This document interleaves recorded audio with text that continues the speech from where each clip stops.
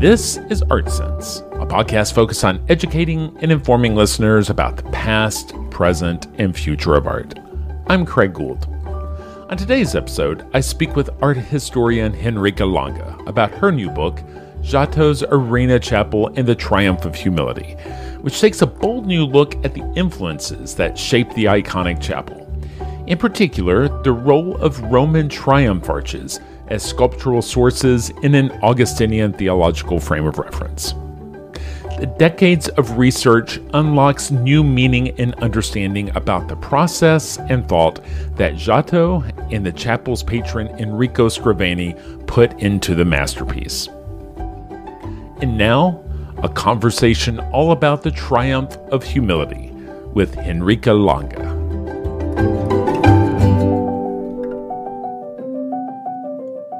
Lange, thank you so much for joining me this week on the Art Sense podcast. Henrike, you have written a new book called Giotto's Arena Chapel and the Triumph of Humility. I wanted to have you on the podcast to discuss the Arena Chapel and the years and years of research that you've done that's kind of illuminated some new ways that we can appreciate the chapel that folks have never really talked about before. And so I thought maybe a good place to start, if people aren't familiar with the Arena Chapel, give people a background on what this project was in its time and what we're able to see today. Yeah, thank you so much for having me, Craig. I think a good starting point is actually the here and now, where we know the chapel today as a very famous tourist site. You have to book your ticket in advance. You get to go 15 minutes and you have to leave because so many people want to go, and it's a controlled environment. Frescoes shouldn't be damaged by too much changes in temperature there or humidity. And so it is now an ultra protected museum space. And it also is a UNESCO cultural heritage site. So we actually now don't have to argue for the importance of this chapel. It also happens to be the best preserved work by Giotto, and very spectacularly one of the few almost entirely preserved interior spaces of that time, and barely survived the bombings in the Second World War, where the Ovitario Chapel by Mantegna and the Ermitani Church just next door was entirely destroyed. So we really appreciate having this chapel, and people sometimes think of it as the Sistine Chapel of the Middle Ages. So that's another good point of reference in terms of the relevance and magnitude and also visual splendor of that chapel, comparing it to Michelangelo's Sistine Chapel in Rome. And as you've seen in my book, I'm trying to make the case there for uncovering other connections to the Sistine Chapel and through other sites in Rome that are, indicated already a little bit by the traditional name of the chapel as Arena Chapel, because we happen to see this chapel in Padua on the site of an ancient Roman arena. And with that, we have already a discourse of ruins of the ancient Roman Empire that preceded the spiritual importance of the site there, with a big theater site, really, for the ancient spectacle under the ancient Roman state religion, so under pagan rule. And this is exactly where, we see a historical awareness of this chapel. Now, this is all near Venice. For people who have a broader idea of the regions, there's in the Veneto, very short train ride also today from Venice, and we can see that that's a provincial town that around 1300 wasn't that provincial at all, and that was making several kinds of big claims. One, definitely through the excellent university that still is there, still is excellent, but was one of the first universities in Europe. In the Middle Ages, extremely well connected, of course, to places like Oxford, the entire spread of medieval thought, and Paris is another important university that we see in the chapel's history coming up a lot. through the people that took care of the chapel or were most likely involved with the production of the chapel in one way or another. So we have an intellectual environment. We have people there that look themselves at the ruins and think about them in a critical way, in a self-critical way, and in a triumphant way. Insofar that they're aware of their place in history, they consider themselves as modern, and that's probably the first request I have for readers to understand that. We look at these medieval people and think of them in their time from our point of view, but of course they were the moderns of their day, and they looked back at antiquity and early Christianity, and through all these different strata of history. And in Italy, that is almost something you cannot avoid doing because the entire place is scattered with ruins. So you have a choice to make. You cannot really get them all out of the way. And as any visitor to Rome will have seen with all these churches residing in former temples, the way to deal with ruins there is to indicate an inhabitation of the ruin with a new rule, in this case, a new spirituality of Christianity, and then also overtaking it in that way. And if we fast forward to someone like Machiavelli, we see also later in theory everyone affirming that there is a kind of need for a constant reaffirmation of your power through this indication of what you have done to get there and how you have triumphed over someone or something extremely powerful. So this chapel, interestingly, as a Christian chapel on the site of an ancient Roman theater, gives us this kind of origin story for itself already just by the sense of placement and the sense of overriding the spiritual rule that there was before. The next character in the story is bound to be the patron, right? Enrico Scrovegni. This is someone who was nouveau riche of that time and someone who was looking at establishing respect, but from the perspective of the spiritual aspect of the chapel. It just seems like there are some clues that maybe he was carrying a little guilt about not necessarily ill-gotten gains, but, as someone that dealt in financial matters, we could say that he was benefiting from usury, right? And maybe that plays somehow into this service as a matter of spiritual reflection. Exactly. And those are some of the traditional lines of inquiry also for scholarship. I did not yet say that the chapel was actually in a kind of Sleeping Beauty slumber for several centuries, and people did not write much about it. It was pretty much one of many chapels in Italy when the grand tourists went there, and then was gradually discovered since the 19th century.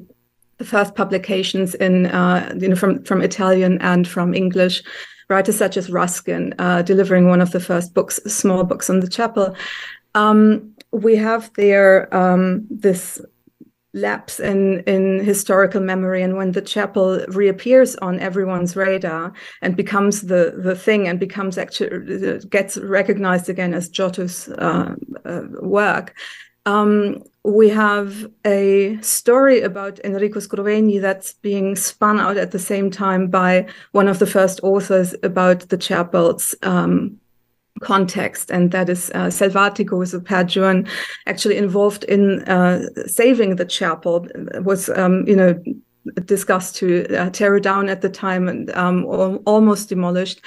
And he created so much appreciation for that local heritage that eventually the chapel got saved, and he wrote the first Italian book on it with a larger narrative. And in a different publication, he explains to us his idea of historical fiction. And he has this whole story about Enrico Scrovegni and about Dante and Giotto in relation to the Arena Chapel, and actually gives in a kind of preamble to that an explanation to wanting to make history interesting. And so he gives the true story as well, and he does not pretend that he has somehow overheard these or sells them as facts, but he reinvents a story of what could have been had they met, or what would they have made of it. And that actually takes on a bit of a life on so it's everyone loves the story, and so that really becomes the idea of the ghost of Enrico Scrovegni's father is haunting the chapel, and it's this bad conscience about the usury and all that, and it's fascinating to see that spinning out of actually 19th century very enlightened historian giving you even the true story and saying, I just want to make it interesting because otherwise people won't read my book. And he then sets a bit into motion this idea of these fascinating friendships that we now know, of course, after all the digging in the archives, that there's not much to argue for. And Julian Gardner, a few years ago, in an important book, did establish that we have to, in a way, to make up for that overemphasizing of fantasy about these friendships and motivations, personal motivations. We have to go all the way to the other side and basically start from zero with the facts and what we can say there. So we have very interesting points of connection, and we have also, for Enrico Scrovegni as a patron of the chapel, of course, some documentation, and we have some indication of what kind of man he was as a aspiring politician, local politician, someone who really was working towards power, was punished for that, also and brought into exile into Venice, where he died, and actually had said in his testament that his body should be brought back to the chapel, which it was. So that there is an entire integration of his persona there, and we see him definitely in this context of early capitalism as a banker, as a usurer, and in that constant conflict with the church for that reason, because usury was a serious sin, and he struggled with that kind of contradiction in terms already with establishment, with lots of money, of a spectacular chapel to honor a religious leader like Jesus, who had been establishing poverty as an important principle, and the giving away of riches, not the accumulation of riches, and definitely not the raising of interest. And so this idea of profit and early capitalism there coincides with the beginning of the church also, having a new system for perdonances, and somehow now these two systems, the idea that you maybe can buy some part of eternal grace by the right investment into something like this chapel comes on the table. On a different layer, I think we can think of Scrovegni as a family man, where he might have wanted to have this spectacular memorial chapel for his father, for himself, and for his children. So establishing the family chapel, and that is not an unusual thing for his time, or maybe even ours. And then he also has a kind of local political environment where he tries to measure up with the aristocratic families that had been the bankers in Padua before and running the banking business. And they all had long family trees. He didn't. So in a way, we can see one motivation really anchoring himself in history. And I think a last point of context for talking about the chapel is the time in which it was built, right? I think we assign a date of like 1303 to its consecration, which I think it was like on a Palm Sunday, 1303.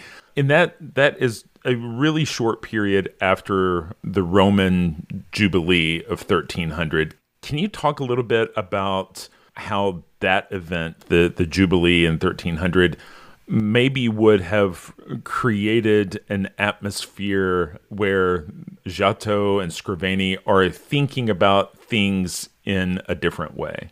We have a church in crisis at that point in time. Pope Boniface has himself a lot of earthly and earthly power struggles. We also have an age of crisis insofar that there's constant rancor and plagues and all kinds of social injustice, obviously, and struggle of power for lots of the cities, even in rulership. And in the middle of all that, Rome, before everything breaks into the Avignon exile of the popes, later, but it's kind of all already boiling. And Boniface has this fantastic idea of recovering an ancient Jewish tradition of the Holy Year, and declares the year 1300 as such, and makes it a year where all the pilgrims to Rome get this general pardonance for everything, and the kind of direct way to salvation. It's a massive success. People come from everywhere and go to the different churches in Rome, and we'll later get back to that when we talk more about the Roman monuments. But there is a particular one monument that's on that list of station churches, because the idea of the pilgrims in Rome is to move from one church to another, do the prayers there, and then have almost the bucket list of salvation that they are filling, and crossing off the different stations on it. So we see Scrovegni, operating in the aftermath of that, we think, because we have his chapel built in those years, the first decade of the new century. So it follows the Jubilee. But when we look exactly at the few documents that we have, we see that he buys the arena in Padua actually about 2 weeks away from the announcement of the Jubilee.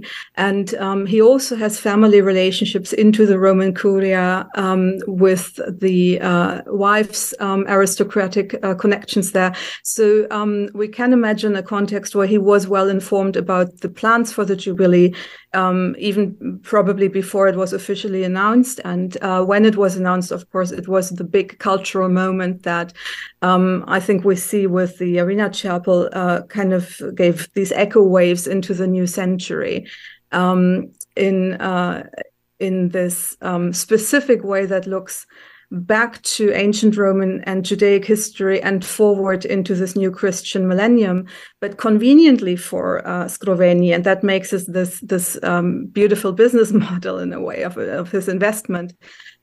It also links the idea of payment in terms of money and in this world with a higher reward in the afterlife. And that is actually where I do have this one wonderful written source and kind of the most extensive document where we hear Scrovegni speaking almost directly from this inscription that was in or outside the chapel and has survived only in historical records. So not in situ. We don't have the inscription in the place there in the chapel, but we have it luckily written down by a very diligent antiquarian in the centuries in between. And we find it there in his big book about the antiquities of Padua under the family name of Scrovegni. It's a long poem that is rhymed actually in a kind of slightly awkward rhyme scheme, interlocks medieval Neo-Latin and ancient Latin, also in an interesting stylistic mix.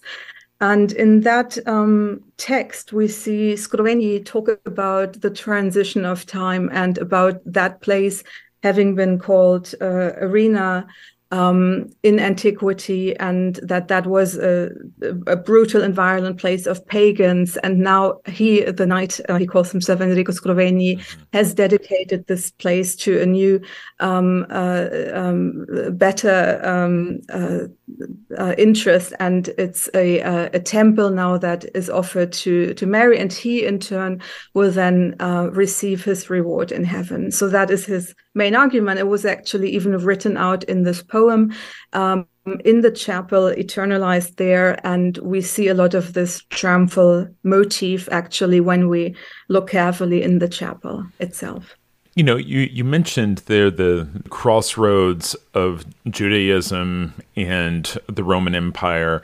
I think that really kind of opens the door to the conversation about the Arch of Titus and what's depicted there, and how we can really kind of see the seeds for some of the principles that are in the design of the Arena Chapel.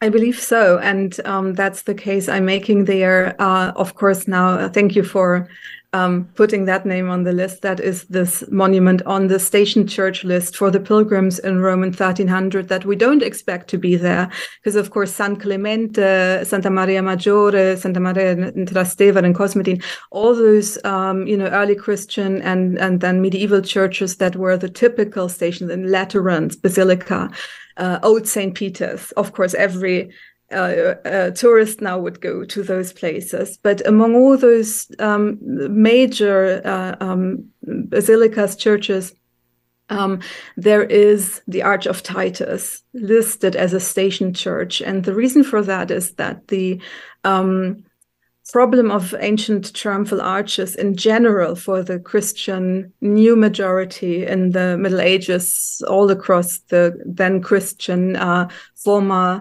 pagan Roman Empire would have been to deal with the implicit metaphysical claim of those arches. And that's most visible in the Trajan's Arch and Benevento, and in the Arch of Titus in Rome, because those both show an apotheosis in the apex of the vault. So that means they commemorate not just a victory, but they specifically visualize the ascension of the emperor, the former human emperor, as a god after the military victory.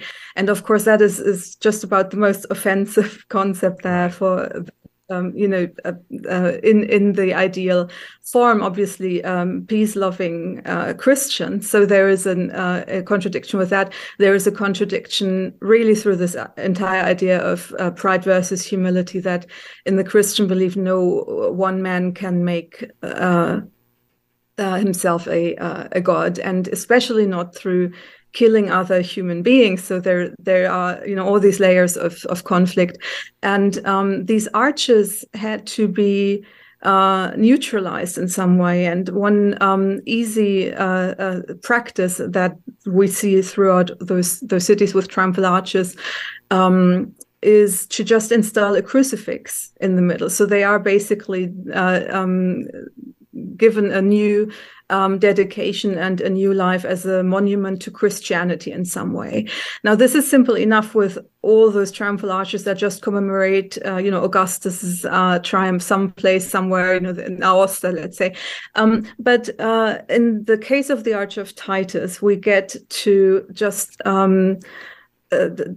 absolutely unique territory, because that arch in particular comes from the context of the Flavians' attack of Jerusalem and the Roman-Jewish War and the triumph over the entire Jewish spirituality, in the sense of the destruction of the temple, the stealing of the menorah, the shewbread table, the Torah rolls, and everything that the Romans then are bringing into Rome in a triumph, together with the Jewish enslaved people that then make the first Jewish community in Rome, actually in Europe, the first diaspora. So that context means that already the Flavians, the family of the emperors around Titus, because that arch is dedicated to Titus's father and Titus, and actually built by his brother. So there's another interesting family memory story in it. But the commemoration of the triumph of Titus in Jerusalem and in Rome, bringing Jerusalem into Rome, integrates these two places already. And the step that Scrovegni has Giotto do is integrating those into Padua. So we have an interesting import of the Holy Land into the new Christian Rome, already with the first triumphal arch when it is being rededicated in the Middle Ages, and that's exactly what the Jubilee that Boniface stages around 1300 is celebrating. But then Scrovegni seems to be looking at this amazing opportunity to buy the arena in Padua and raise all the buildings that were there, including a chapel. So there was already a local tradition of having rededicated the arena to a Christian site or to a new purpose.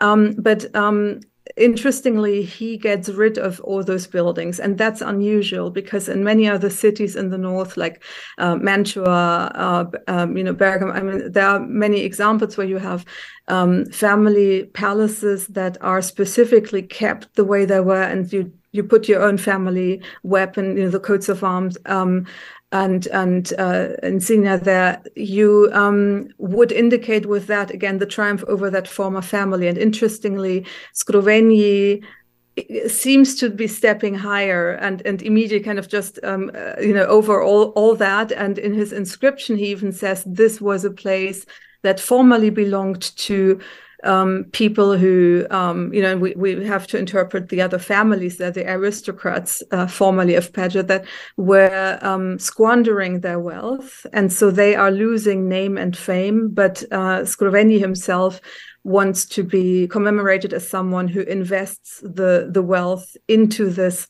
dedication of a new temple to the Virgin Mary, and therefore to have invested wisely into eternity and not into the worldly goods as his predecessors. And interestingly, he doesn't say the Dallas-Manini family or the Capodivaca family. We have the names of those families because those were the established bankers prior to him, before he came in and ruined with his shrewd business practices. But he does not even mention them. His condemnation of their memory goes so far that he just says, "Oh, there were those squandering money," and we don't even say their names.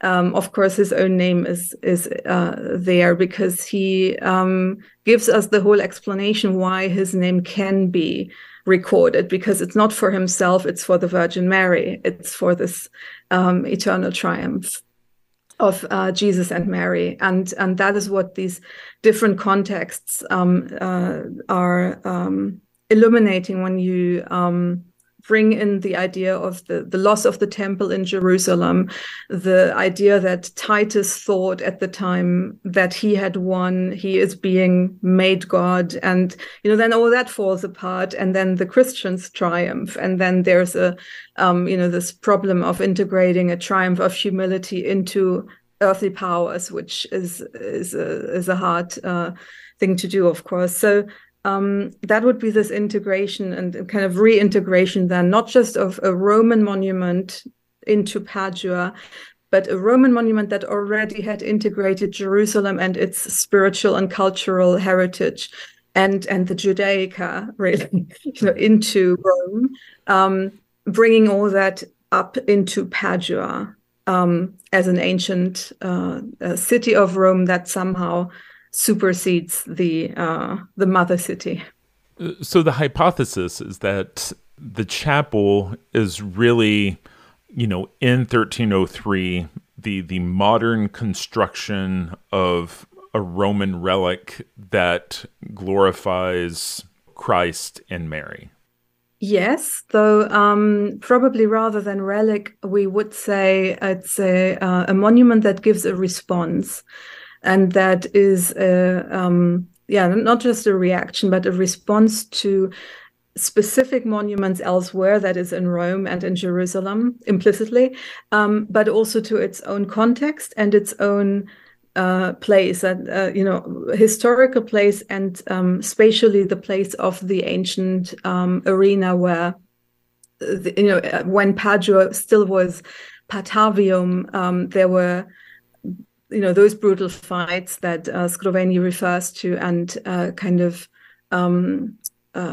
ungodly, unholy attitude overall. And that's what the chapel is countering, absolutely. But it's countering that not as a relic would be something that is left over. And I think what's particularly stunning and spectacular about the chapel, and I think why it still works so well for so many people, and you don't have to be a Christian or in any way knowledgeable even about any of this to have a strong emotional reaction to that chapel, is that it is artistically such a complex yet open response, and that it invites you to creative rethinking of what it presents itself. And so rather than, being a relic in the sense of, something is taken from a ruin and then you make a new version of that, that's half of Venice at that time, where, these wonderful fragments from the Orient are being rebuilt there, and you have the connection to the Holy Land in a palpable way. Giotto is spectacularly making a claim with his absolute, brilliance in painting, that he can virtually create a faux relic, a fragment that didn't exist, but he creates a portrait of what a fragment would have looked like, and of a piece of marble that is presented as if he has taken it from an ancient temple or a triumphal arch, and he rearranges that and kind of shuffles the whole thing around into something entirely new. And it's almost like I'm talking about that in my book, the syntagma, really like a grammar of the whole thing. It's not just these elements, but the way in which they are put together, and that they are spatially relating, so that they give a new way of thinking about the story they're telling. Because we have not mentioned yet the narrative. I mean, the chapel is really about the lives of Mary and Jesus. Kind of starts there, in the indeed Temple of Jerusalem. It starts with the rejection of Joachim's offer, and it goes all the way down to the Pentecost. So it goes through the lifetimes really of Mary and Jesus. It then picks up again the Last Judgment, a massive, final statement there on everything else that's present in the chapel. And we have this fascinating lower level where Giotto portrays these pieces of marble that I just was, starting to mention. And those are interspersed with likewise faux relief sculptures. So none of that is actually there in stone, but Giotto goes to an incredible, effort producing faux relief statues, creating a stony appearance down there. So you have a difference there on 3 levels, from a kind of stone language almost into the polychrome figures on the lives of Mary and Jesus in the middle. And those are the most famous ones that you have on the postcard of the the Christmas postcard, the nativity scene or something like that. Those have the famous blue ground. And then there's the upper level of the vault, where everything opens into this likewise famous starry sky. And there Giotto shows a diaphragm arch in the middle of that entire space. So suddenly we're being told we're actually standing not just in a chapel, we're not standing in a triumphal arch either. We're kind of standing in the ruins of 2 triumphal arches in succession, because the entire chapel has this barrel vaulted shape. It's like a little tunnel, and that's the interior shape. If you put twice the Arch of Titus next to each other as a tunnel, you have exactly that. And so the connection might not be very convincing if it's just that, because both those buildings, you could say that follows the golden ratio. There could be other reasons why they have the same shape. Many churches have that shape. And of course, one reason is because many churches have this triumph of humility implied with that. And we usually have not paid enough attention to that. But in Giotto's case, he goes a step further, because he puts the entire thing there,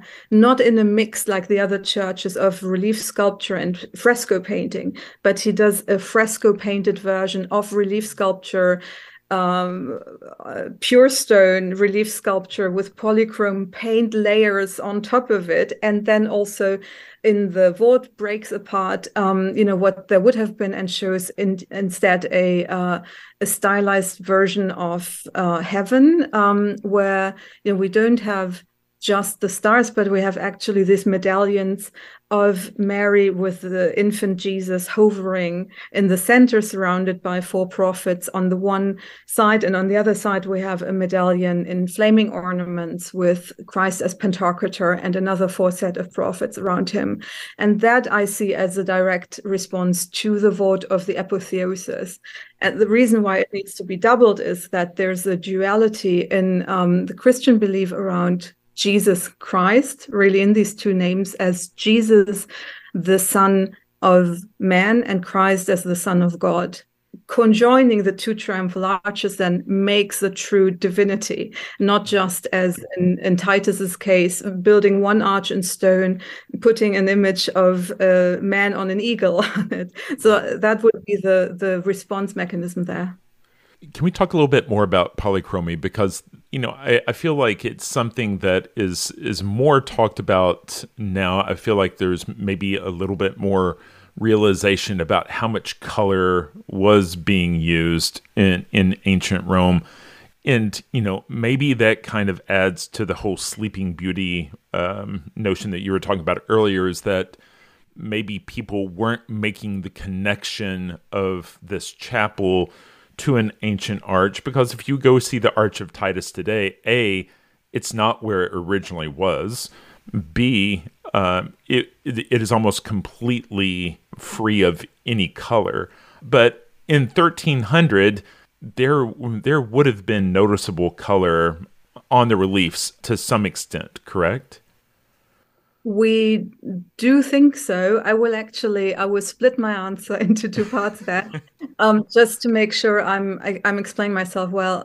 We do have wonderful research. So first of all, yes, we're coming out of a few centuries of the so-called myth of white antiquity, where many generations of, especially the founding fathers of art history, as they were, would have thought of white marble as the classicist ideal, and would not want to really have medieval and Renaissance sculpture to be polychrome, even though that was the historical case. And we see it also in cases, especially when you have material where you cannot get rid of the color in some of the Della Robbia families, terracotta, for instance, that of course there was just great variety, and some things were left blank, but usually some color and some coloring would have been on the menu for the patron to pick. And especially when it came to relief, painted relief that then on the art market centuries later were very often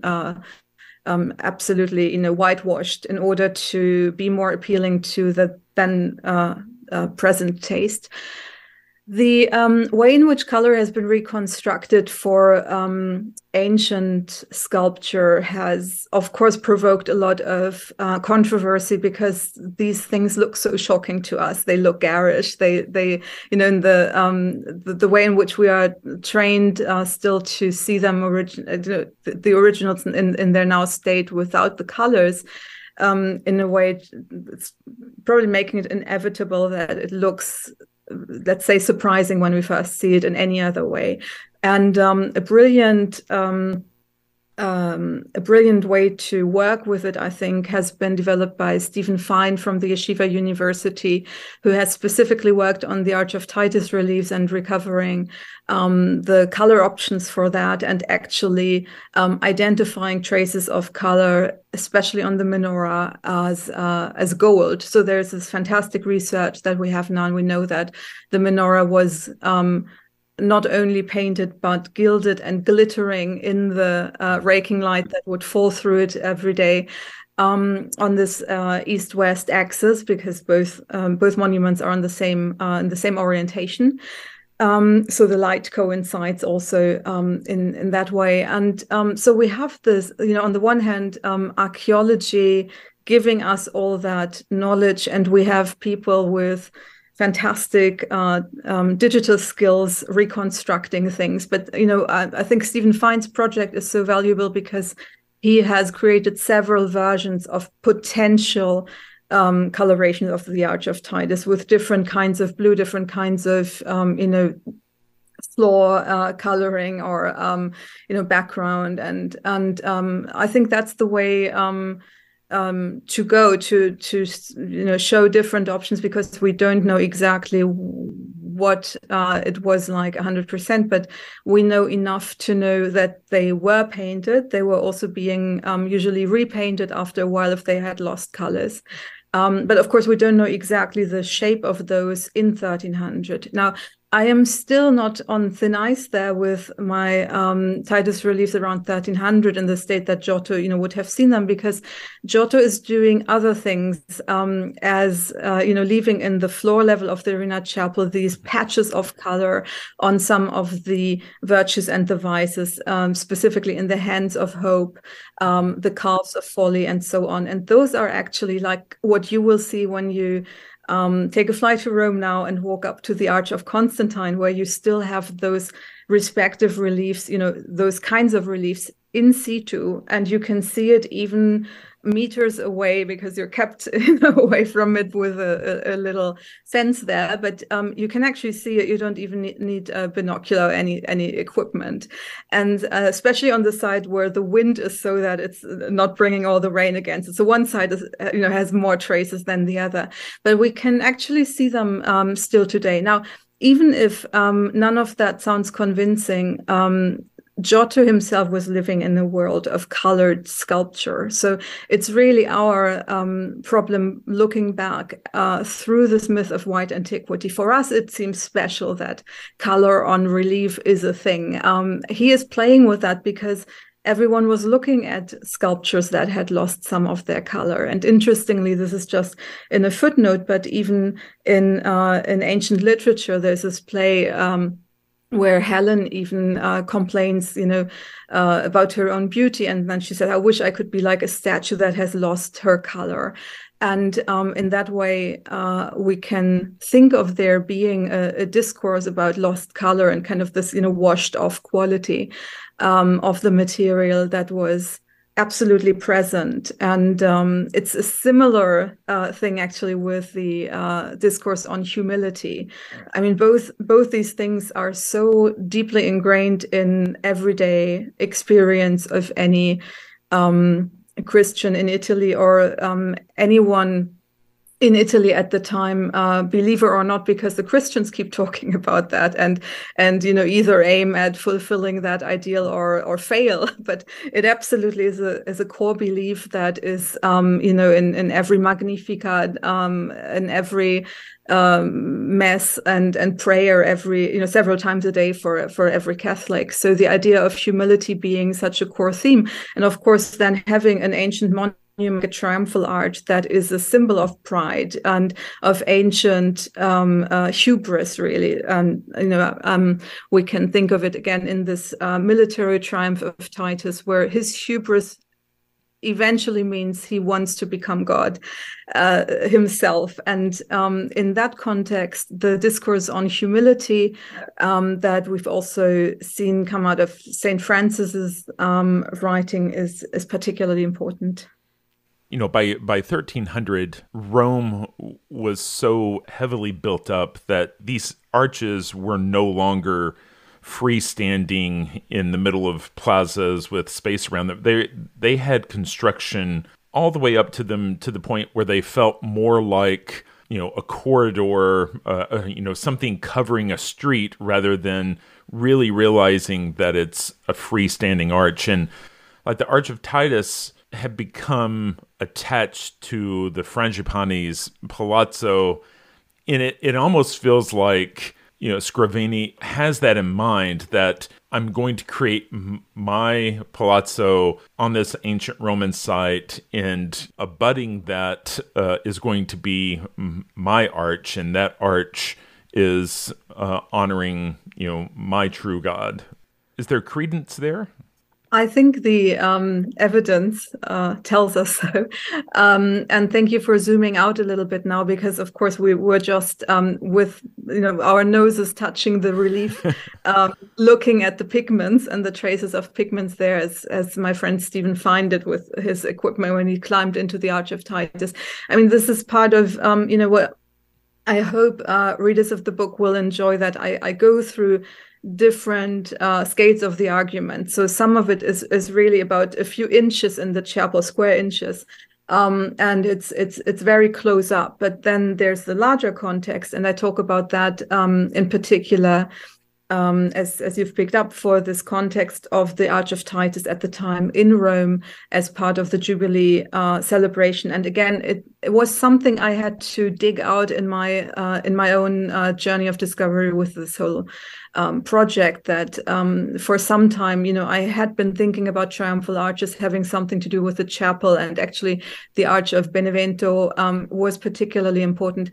I also want to really thank Serena Romano for her fantastic book, O di Giotto, where she has a beautiful discourse on reliefs, and also goes to the Arch of Benevento to make that case. And so before I had understood a few other things, I was just thinking about arches in general and maybe the triumphal motif.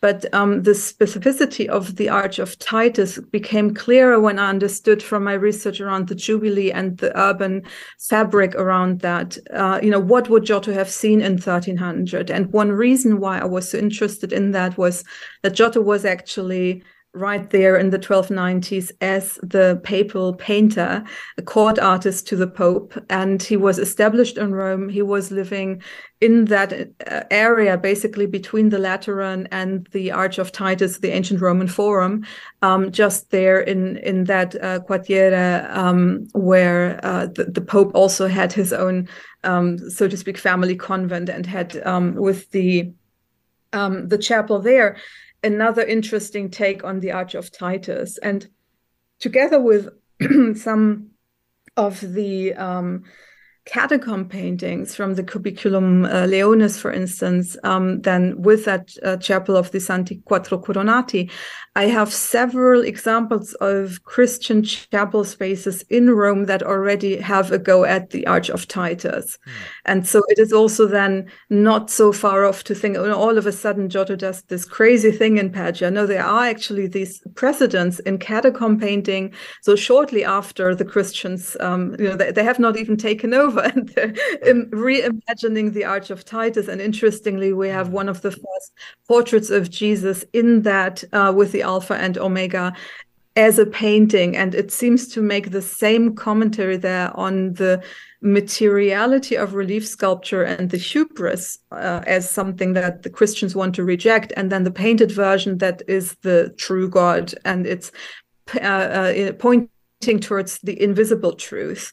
And I haven't said that too clearly, but of course the tactile quality of relief sculpture, the actual there-ness, the materiality of the stone, that you can touch it. I mean, that anchors it really in the world of the body and the here and now. And the Christian belief is so much about what's beyond and what's invisible and what's spiritual, not physical. And there's a whole chapter, of course, with the theological components there, also coming from Augustine, the different visions, the way in which God can be seen, which is not with the physical eyes, and how there is a spiritual vision, an intellectual vision, and all those would be themes that are being called upon with this faux marble and faux relief sculpture that have even lost some of the faux painting that we should imagine having been attached there. It's so brilliantly done in that way. It is so subtle, and it gives you a full theology of history in that story, and points you towards an eternal understanding of triumph. And in the end, I might not say that very clearly in the book, but of course this triumph of humility is eventually the triumph over death. And that's why the Last Judgment is so massive and on such a great scale in the chapel. Illusion seems to play a big part there, and the faux marble. That's one of the things that we find in Pompeii. Obviously Pompeii hadn't been excavated in 1300, but I'm sure there was evidence of faux marble, around Rome. And, I just find it really surprising, when we look closer at some of these fictive pieces and reliefs in the space, just how Giotto really seems to have an understanding of linear perspective decades before Brunelleschi. Can you talk a little bit more about illusion and, maybe how that plays into all of this? Yes, the illusionism of these fragments is probably most striking. And that's what I see in the reactions of visitors to the chapel all the time, because they always would like to touch and verify if the lowest part might not be still, marble, at least some part of it. Because when you go in there, and you hear the guides telling them this is painted, these are frescoes, the general reaction is still to think, yeah, most of it, and then maybe some of the marble, but not this lower part, because that looks it is so hyper realistic, it is so well done. One reason is that Giotto really has integrated it perfectly with the natural light that falls into the chapel. So again, something that you usually think, when you see Fra Angelico doing that in San Marco in Florence, and people there will tell you this is kind of the first time. It's already there. There is an imitation of marble that is in parts more perfect maybe than many Baroque examples, where we usually would have thought, this is really a Baroque thing in churches to have this imitation marble. We have Giotto playing with these because he takes them seriously as fragments, and because the churches he is referring to with it, or the triumphal arches, but there's a whole context of early Christian churches, Torcello in Venice, for instance, where you have those actual broken fragments of marble there. And, he would have been familiar, most likely also with that. I was in that area, obviously. The idea is then to make a portrayal of the actual material and give that in an illusionism that is so perfect. And again, it is stunning that he, can do that for us, because we have been taught otherwise, and it starts later. And, we have our own myth there for the Florentine Renaissance. Part of the truth might be that Padua 1300 might have been slightly more sophisticated than Florence in 1300. I mean, there is still the local discourse. There is a university where Giotto also could have been in touch, and it certainly was with other most current scientific findings. We see him paint this human heart that is anatomically correct in the hand of Charity, where you could have also just put a symbolic heart, but it's this real pumping, blood-filled organ. That is spectacular. We have the comet that is Halley's comet as observed by Giotto in 1301. That is the Star of Bethlehem. It becomes the Star of Bethlehem for Giotto in the Adoration of the Magi. And so we see him bringing in illusionism in the most casual and spectacular ways at once. It is absolutely cutting edge, on the height of his time, on scientific discourse, all that. At the same time, he integrates very strangely anachronistic Byzantine patterns into some of the angels' wings, or into this light baptism around Christ in the baptism scene. So we see him also going back to those traditions and bringing that in. I make a few cases for ancient sculpture inspiration in some of the figures. And others had been identified prior. So Giotto seems to have this endless joy in pulling out references to everything that's there, including the most recent research thing that he just has seen, or someone might have shown him that heart in an anatomy lesson or something at the university. I mean, we see him work with all that. And he builds up with this perfection in his illusionism, a system that makes it seem like we're standing in an architectural space that is covered in actual stone and then, some paint. And it all serves to give this final joke over the Last Judgment on kind of it, it sets the scene really for the final joke there, where we see the apocalyptic angels left and right in the very upper portion there, wrapping up the sky. And it's the sky where we also have two wonderful portraits of the sun and the moon, but they're already almost gone and forgotten because they are being wrapped up by these angels. They are, the sun and the moon, on the layer of time and world history that they're getting rid of. And behind that, there is this motif of, what's probably these closed doors to heavenly Jerusalem that are just, indicating no matter how far you look, you will get, as a human being, as long, definitely as you are in this world, in this life, in this experience, you should look as hard as you can, but always knowing that you can't see the final end and meaning of it all. And that is the this idea of ecstasy and of epiphany as given to, in very specific circumstances only, the disclosure of God in the burning bush to Moses, or, very, very rare occasions where there is this idea of sight, where human beings can see divinity in that way.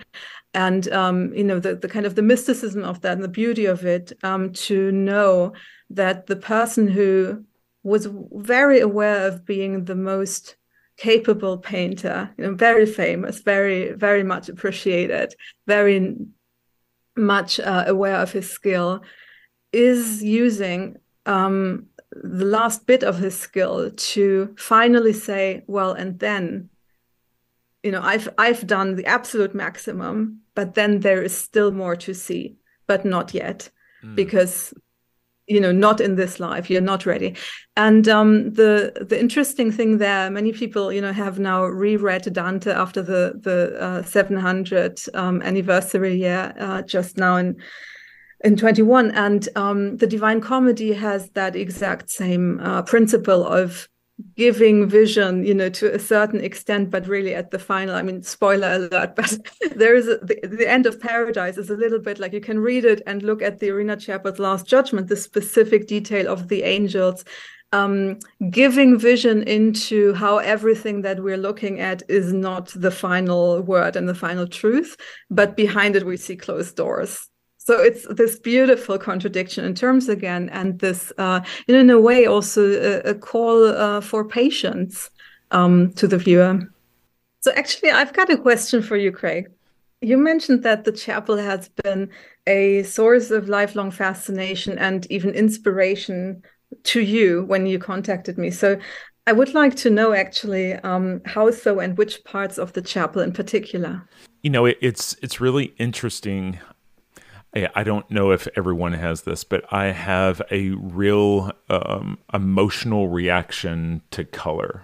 And, when I work as an artist, there are certain color combinations that, provide me, an emotional reaction.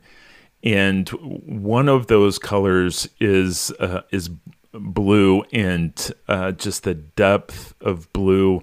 How this color is used in the Arena Chapel is just, it's spectacular. And it really makes me wonder about, is it possible for color to have a spiritual character? Because I feel like Giotto is aiming, whether he intended or not, he is using that blue as a way of not only transitioning up into the heavens, but also just enveloping us and, kind of, providing a way for us to have some sort of spiritual connection up at that apotheosis. And so maybe it's rather simplistic, but, the use of blue in the chapel is what's always just really made me curious and a big fan of this monument. Yeah, I love that because it's actually something I experience with the students again and again, when I teach the chapel in the big classroom and then with in the auditorium with a big screen. And it really gives a tiny bit, just an idea of what it might be like standing in the chapel. And the reactions are always like that. And people are shocked at how much they feel drawn into this. And as I said, I teach at UC Berkeley, so we are really as global, as multi-religious, as multi and internationally as a university can be. Probably we have definitely, not a majority of Italian or Catholic students that would just think, this is my cultural heritage, and that's why I'm interested in it. And I actually find a lot of students from religious backgrounds other than Christian that they find the color and the shape of the space so incredibly serene and calming. And of course, there is where I find an interesting overlap with this, iconic essay by Julia Kristeva on Giotto's Joy, where she also has her specific argument on why it is that this is a very common reaction, why we have such a strong almost bind with this color, and why we feel so well contained in it. I like to say actually on the blue, because that is of course the Giotto blue has such an iconic status also. What's so fantastic, when you get to spend a bit more time in the chapel, and I hope people feel that they can do that with my book, because that's one reason why I put such an effort into the image program, and I wanted to produce the kind of book that I was looking for as a student and either couldn't find or couldn't afford, which would be a large book with a full historical, literary, and theological explanation, but especially with a full cycle of images in it and enough time to look at everything, in all the details, and spend time with each of the scenes, and not in this kind of rushed way that when you visit the chapel you have to leave immediately when you've just your eyes have adjusted to the blue and you basically have to walk out again. So I was really trying with the image program to combine these different views of the chapel, but especially lots of real color, real light, and not artificial light. That makes a huge difference. And I usually got the images from 3 to 4 different sources, so that they really, as groups of images, give you a very good idea what the actual space looks like, and under different light conditioning, also kind of different times of day and so on. But also to have lots of images of details and real space perspective, so that it's tilted when you look up. You stand directly underneath the Last Judgment, and I wanted the reader to be able to look up and see it in the tilted perspective as you would as a visitor in the chapel in real space. And to finish up the point there on your blue and your love to it that we all share. It is the blue. It's one of 3 big themes blue in Giotto, and in that specific chapel, because he creates the blue that is for the kind of middle ground frescoes, the ones from the lives of Mary and Jesus, with this really, that's the Giotto blue that we usually think of when we say that blue, and that's also the one for the Last Judgment. That's the here and now world time blue that ultimately we already know it is not going to hold up to eternity. There's something greater than that, but that's already pretty great. And then there's a slightly different shade for the Starry Sky blue, but most fascinatingly, I think, because it's so tiny, and can hardly see, but in the Coretti, in these faux choir spaces, left and right to the altar space, there is actually sky blue that is very light.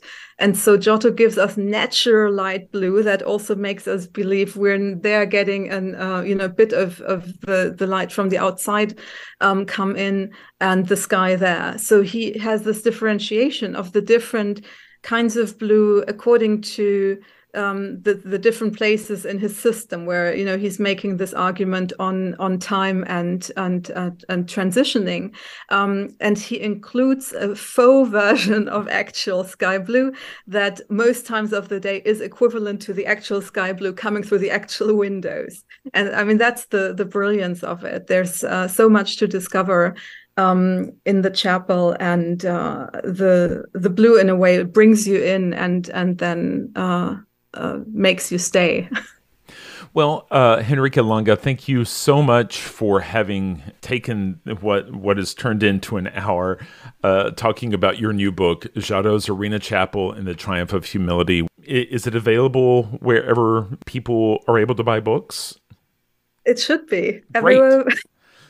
Hopefully, you can order it at least to any bookstore on Cambridge University site, obviously, on Amazon, and I've seen it in quite a few bookstores, actually. Yeah.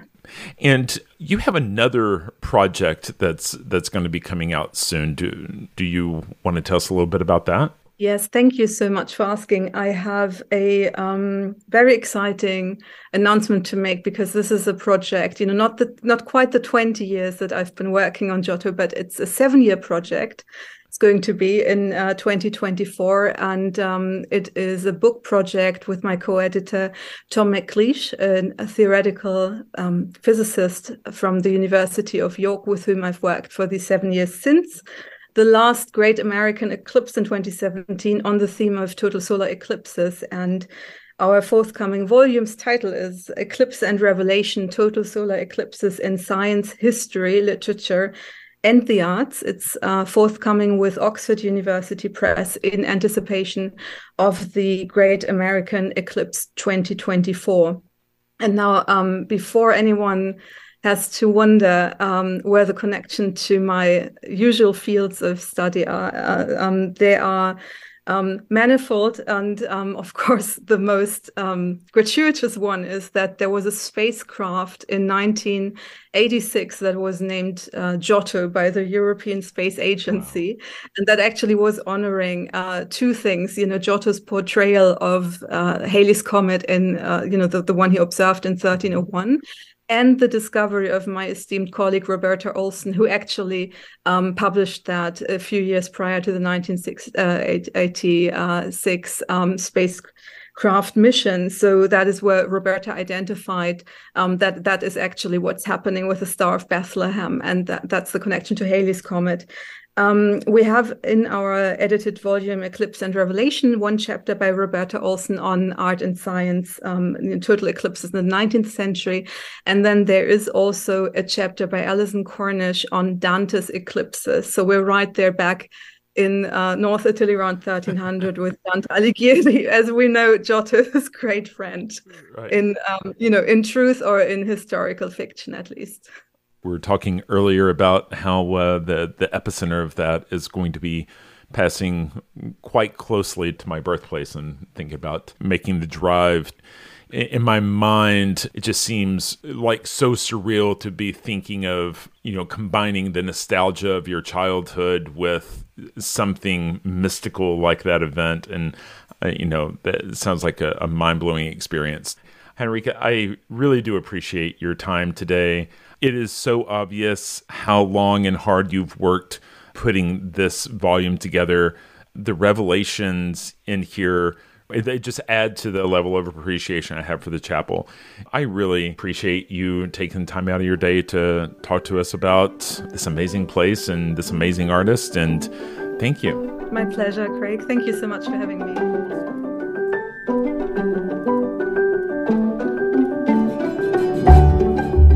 That's all the time we have for this week. You've been listening to Art Sense. You can find the show on Apple Podcasts, iTunes, Google Play, Stitcher Radio, Spotify, or your favorite podcast app. If you've enjoyed this podcast, be sure to subscribe. And while you're there, please rate the show and leave a quick review. Your feedback is the key to other folks finding us. And if you'd like to see images related to the conversation, read the transcript, and find other bonus features, you can go to cambia.art and click on the podcast tab. If you'd like to reach out to me, you can email me at craig@cambia.art. Thanks for listening.